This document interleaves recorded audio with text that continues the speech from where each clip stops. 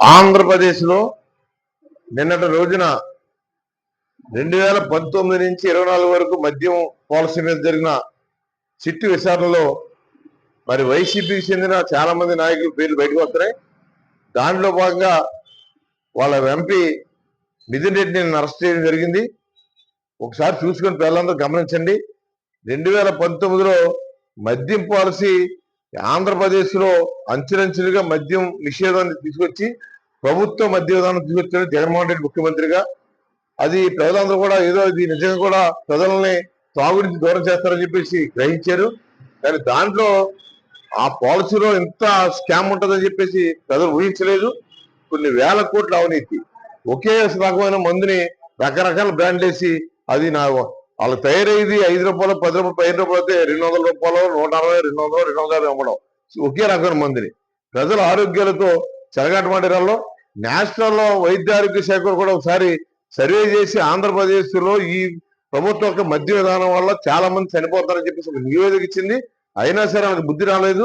ఎన్నో వేల కోట్లు ఎలా ధనం కింద బయటికి అవలాభ రూపంలో బంగారు బిస్కెట్ రూపంలో బయటికి వెళ్ళి అదే డబ్బుని 2024లో ప్రతి నియోజకవర్గానికి 25 కోట్ల రూపాయల కాడికి ఆ రోజు శాసనసభలో నిలబడ్డ వాళ్ళకి ఇచ్చి మరి ఆ రోజు ఎలక్షన్కి వెళ్ళిన బాపతది. ఎంత దుర్మార్గాన్ని పరిపాలన చేశారు వాళ్ళు.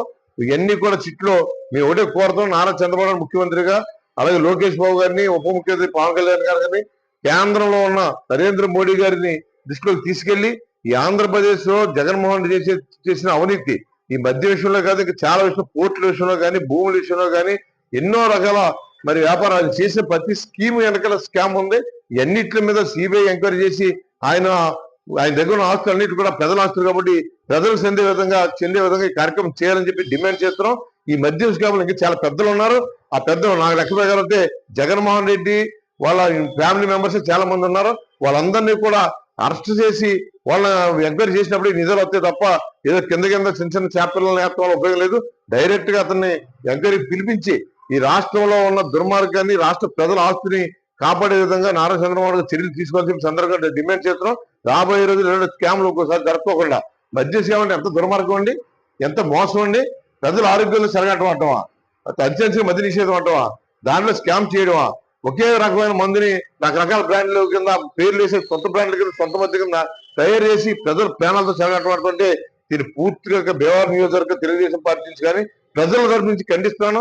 రాబోయే రోజుల్లో దీని మీద అవసరం రాష్ట్ర వ్యాప్తంగా ప్రజలు ఉద్యమిస్తారు. జగన్మోహన్ రెడ్డిని అరెస్ట్ చేశాక ఆ స్థాయి రాకుండానే నారా చంద్రబాబు నాయుడు గారు ఆయన్ని మరి చర్యలు తీసుకుని నరేంద్ర మోడీ గారు, పవన్ కళ్యాణ్ గారు, చంద్రబాబు నాయుడు గారు రాష్ట్ర ప్రజలకు మనోగతి గుర్తించాలని కోరుతున్నాను.